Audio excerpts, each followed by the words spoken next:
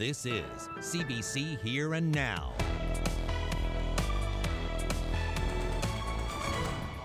So many of our customers have come to us and they're looking at preventative measures for screening their employees. A local company is offering private testing for COVID-19, but health officials caution that might not be the answer. That's the original color. It's orange to use, so I decided to stay with orange. A throwback to 1966, except this year it's stay-at-home year. Good evening, I'm Carolyn Stokes. A private lab in Paradise is planning to offer COVID-19 testing services to employers who want to protect the safety of their staff. The company says businesses are looking for ways to operate even while the illness is still a threat. But health officials say testing may not be the answer. Here and Now's Mark Quinn explains. This is the facility that's setting up to do COVID testing. It was originally set up to do microbiology, toxicology, and water testing, but lately it's been fielding a lot of questions about COVID-19 testing. Fish plants, mining operations, we have offshore oil and gas. So many of our customers have come to us and they're looking at preventative measures for screening their employees, keeping their workplaces safe, creating ease amongst their staff. This is the inside of Avalon Laboratories in Paradise. They aren't ready to do COVID testing yet, but expect to be by June. Antle says they'll charge less than $100 per test.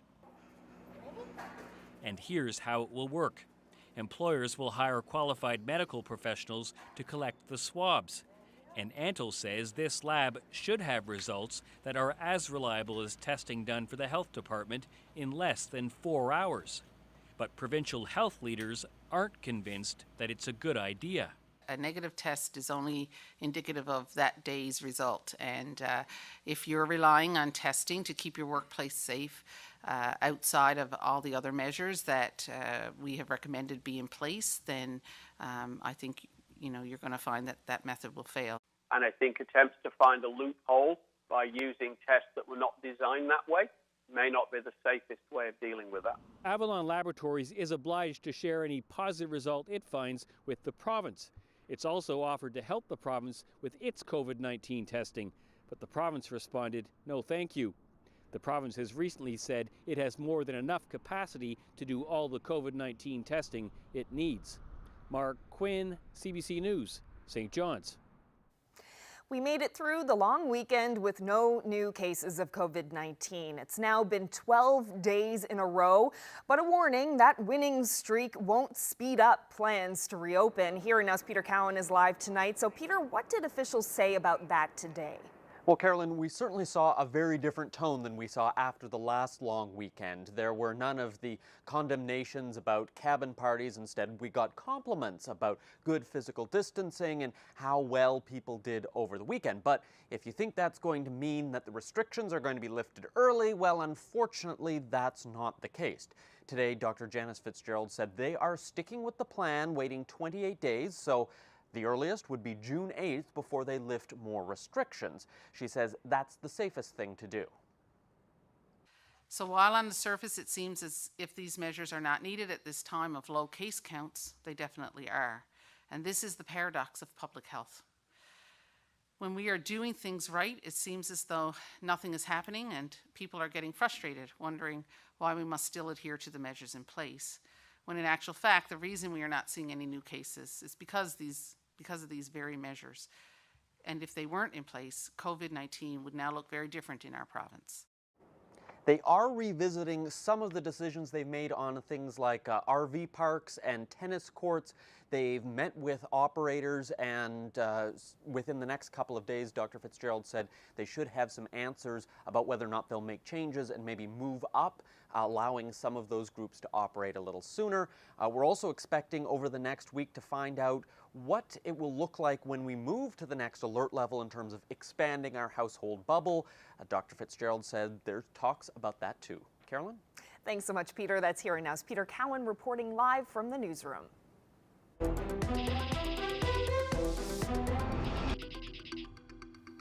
In Here and Now series, Changing Course, we're looking at how local businesses are adapting during COVID-19.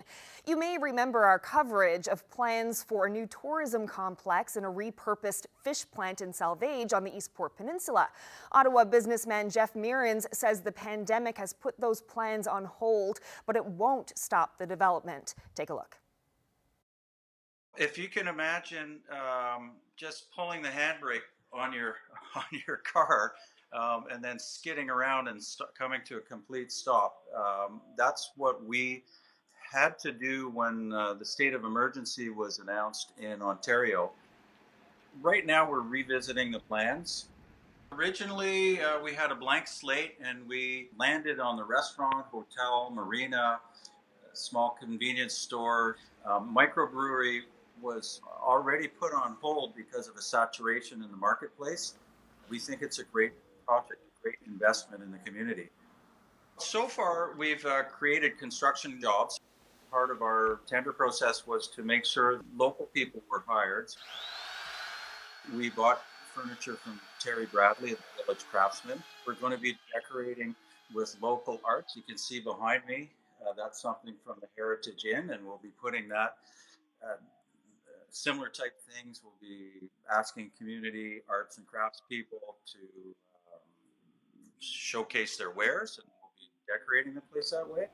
We want to look at the hospitality industry and see if there's some differences with regards to how people are going to visit hotels, how people are going to visit restaurants.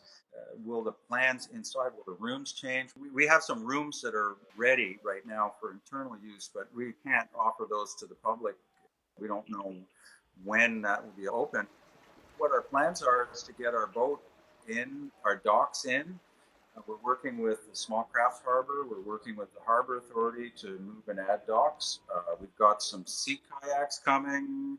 Those are things that can be used for the local population. The beauty and the geography won't go away. We just have to have some people that come. And at some point in time, the government has to open up and realize that we need to get the tourism industry started back again.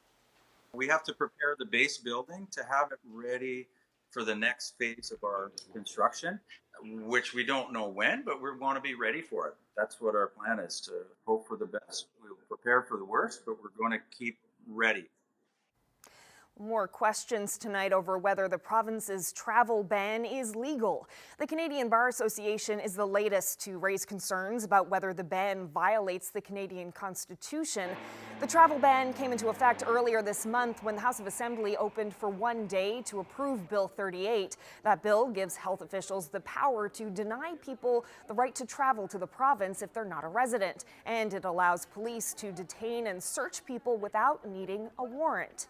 In a letter sent to the Premier and health officials, the Canadian Bar Association says, quote, the amendments extend well beyond the limited purpose of enforcing the entry ban, and it says we must ensure that during this unprecedented time, the appropriate balance is achieved between public health and the constitutional rights of all Canadian citizens as well as non-citizens. Well, the opposition, which had initially supported the new legislation, is now calling for changes. This comes after a Newfoundland woman now living in Nova Scotia teamed up with the Canadian Civil Liberties Association to take the government to court over the travel ban. Kim Taylor told us on Friday that she was denied entry when her mother died, even though she planned to follow the rules and self-isolate for 14 days. Since she went public on Here and Now, she's been given an exemption and can travel here, but it's too late to attend the funeral. PC opposition leader Ches Crosby is calling for the legislature to reopen so Bill 38 can be amended or repealed. He joins me now. So, Mr. Crosby, if you had concerns about the changes being made to the act, why did you vote to support it in the first place? Well, you know, we had to make the best of a bad situation, and the government was determined to rush this piece of legislation through on very short notice. They were also saying that there was a wave of people heading for Newfoundland and Labrador, that they had to have the legislation as an urgent measure to have some enforcement powers. Now, I warned them that it looked effective to me. and they probably couldn't enforce the powers that they wanted to take for themselves. And now that's more or less being confirmed by the Canadian Bar Association. So we voted for it because we couldn't stop it. We weren't going to be able to defeat it. So we made the best of a bad situation by negotiating for a safeguard, which is a review by the Canadian Bar Association, the organized legal profession, which has made a submission now in the weekend, and which the government agreed would give due and fair consideration to. So now I want to see them do that and act on it. But rather than having this safeguard built in, why not just do it right the first time? Why didn't you maybe push for more legal consultation from the Canadian Bar Association before the vote happened? That sounds like a great thing, but they weren't about to do it. It all had to be done in one day. There was no deferring it to the following week or even the following day. It was all an urgent matter. Unfortunately, the government didn't completely abide by the agreement I thought we had. And we see cases like the recent one where a young woman could not be present for her own mother's funeral. And as somebody whose own father died in January, I think that's a tragic and overly rigid and unfeeling way to apply these bar orders. And you're referring to the case of Kim Taylor there. But you know, there's nothing in the bill that specifies exemptions for family reunification. So when you voted for it, you basically gave that decision-making power to health officials. But why didn't you maybe negotiate for specific exemptions to be included in the amendments rather than just taking their word for it? Well, the specific exemptions I thought we had were to do with family reunification and visitation by close family members, which would have covered the case you're mentioning. And at the end of the day, after we voted on the bill, the government frankly reneged on those. They would have been exemptions in the bar order, not in the legislation, but in the bar order. They softened the bar order to some extent, but not to that extent that it would cover a case like the one you're referring to. Okay, Ches Crosby, thank you so much for speaking with us today. You're welcome. Well, Premier Dwight Ball was asked today about the letter he received from the Canadian Bar Association criticizing the travel ban and his thoughts on the opposition leader's concerns. So there's a process now with justice and public safety and public health officials that we will follow if amendments would need to be made. What this whole objective here is trying to prevent the spread of COVID-19 within our province. And these public health measures were put in place during the state of emergency, a public health state of emergency in our province. So there's a process that we'll follow. And if indeed this ends up in a court in the future, well, the province will prepare and respond in the appropriate way. In other news tonight, the Nurses Union has reached a tentative agreement on a contract extension with the provincial government and regional health authorities. President Debbie Forward says the long-term impact of the pandemic on our healthcare system and the province is unknown, and she says extending the contract will provide stability for nurses and patients in very uncertain times.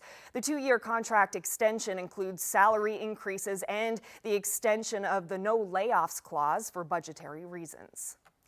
Well, now to British Columbia, where some civilians took to the skies to pay their respects to military captain Jen Casey, who died in a snowbird's crash in Kamloops, BC on Sunday. About 30 members of the BC General Aviation Association flew over the Lower Mainland last night after taking off from the airport in Abbotsford.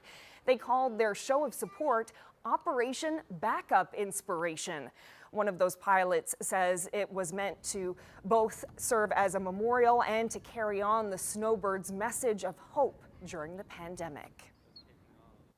This province's representative in the federal cabinet is in hospital. Seamus O'Regan says he expects to be out soon. In a tweet this afternoon, he says he's been there for a few days because of complications from surgery a couple of years ago. He expects to be home by the end of the week. He thanked the medical professionals caring for him. Some businesses in the province are marking the COVID-19 pandemic with a throwback creation, using a well-known theme for inspiration. Here Now's Troy Turner explains. Dennis Blackwood is paying homage to 1966, but not by promoting Come Home Year. Instead, his license plates label 2020 as Stay Home Year. That's the original color. It's orange to use, so I decided to stay with orange. And someone said, why don't you try the Newfoundland flag? So I did. I like that as well. Blackwood prints the plates in a home office and then brings them to his shop. There, he laminates them and applies them to a plastic plate. Keeping edges clean and sharp is vital.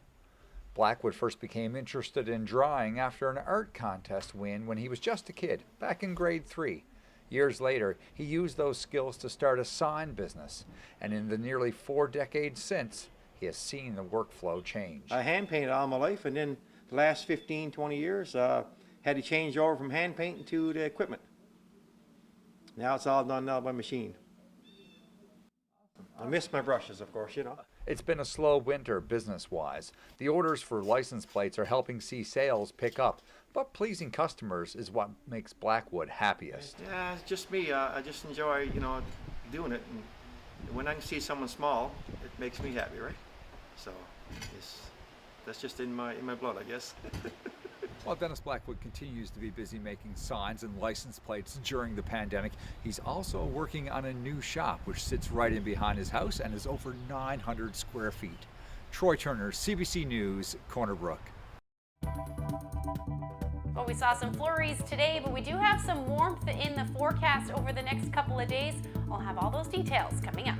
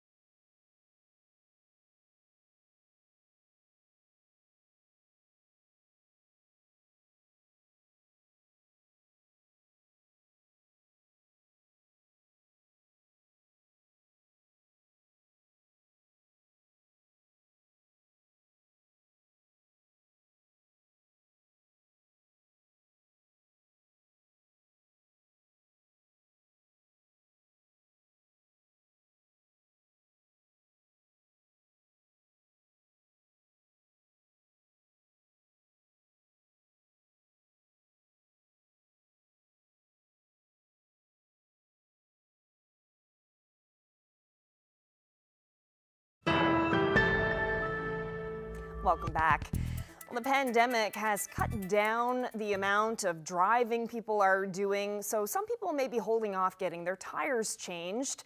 Drivers in this province have until the end of May to take off their studded tires. One mechanic says it's about to get a lot busier at service stations. Never. This is a horrible year.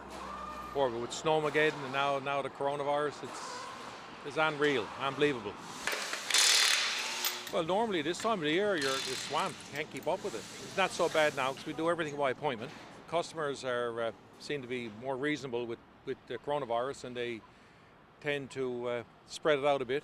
You know, it's not too bad. Of course, now today, snowing, people are leery about getting their tires changed today, but you know, it's still only May. We were fortunate, I guess, because we never had any downtime because of that. As such, business is a bit slower because of it, yes, definitely. We're doing more for our customers, we're doing what we can for customers, pick up, drop off, that sort of thing. You know, we're doing our best for them. Well, we are full swing into it right now. This year is a bit later, probably mid-May before we really picked up. But it's doing okay, it's doing good. We're booked up now for the next 2 weeks.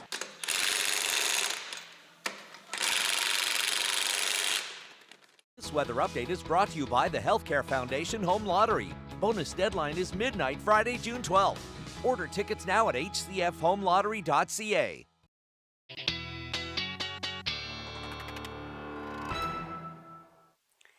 Woke up to a little bit of a dusting of snow in parts of eastern Newfoundland today, especially for Bonavista as well as the Avalon. We saw flakes fly for most of the day today as well, and temperatures so much cooler than we've been seeing for the past couple of days. Let's take a look at those numbers. About 2 degrees was the afternoon high in St. John's, and numbers 3-4 degrees along the northeast coast. And then we've got those warmer temperatures, milder for Corner Brook, reaching about 9 degrees for Lab City as well as Happy Valley Goose Bay. Nain, the hot spot, at 11 degrees today. So let's take a look at the weather systems. Not a whole lot happening. We just have a bunch of different troughs pushing through, which is what's causing these showers or flurries through the afternoon. If I zoom in a little bit, we add the temperature contours there. You can see some colder air, which is why we're seeing those flurries. And as we head through the next couple of days, there's that cooler air. This is up in the upper atmosphere. We're actually going to see some warmer air move in. This is Wednesday for Labrador. And then as we head into Thursday, that makes its way towards the island. But in behind that, again, a return of some of that colder air just in time for the weekend. Overnight tonight, though, we will stay cool thanks to some of that colder air. So we are looking at the potential for some scattered showers or flurries overnight tonight, but those winds will stay generally light, which is good news. And then pretty quiet night up through Labrador as well. And then as we head into the day tomorrow, things are going to stay generally unsettled. It looks like the west coast is actually a beautiful afternoon. Going to keep that cloud cover in for central, though, and eastern areas with the potential for flurries and or showers through the day. Pretty isolated in nature, though, and then those winds will stay generally light again. Note as we head into the afternoon, though, those winds will start to pick up through Labrador with the potential for showers. And as we head into the early morning hours, we're going to say goodbye to these light winds, and some stronger winds will move in through the day on Thursday. Temperatures a little bit warmer in the east. We're looking at anywhere from 5 to 7 degrees, and then reaching those double digits through central again, keeping that potential for flurries in the morning for central. 10 degrees in Gander, same for Corner Brook. And then up through St. Anthony as well, you should see a high near 10 degrees. There's those warmer temperatures I was talking about, keeping the potential for some showers in, though, through the day, and cloudy for Lab City through the day at 13 degrees. Take a look at Thursday. This is the day I've been looking forward to. About 15 degrees in St. John's, 17 in Corner Brook. But again, those winds will be strong through the day. And as we head into the weekend, some cooler air for Saturday, but it does look like we should see plenty of sunshine in the east through Sunday, and then similar forecasts for both central and western Newfoundland. Single digits by Saturday, return of those double digits into Sunday, and even up through Labrador. You're going to note some cooler temperatures through the day on Friday, even the potential for some flurries, and then as we head into the weekend for eastern Labrador, back up to those double digits. Had to share this great shot with you. Sunset of Salmon Cove Pond. Eugene Howell sent us this great shot. Thank you so much for sending it in. If you have any weather photos to share with us, send them to nlphotos@cbc.ca.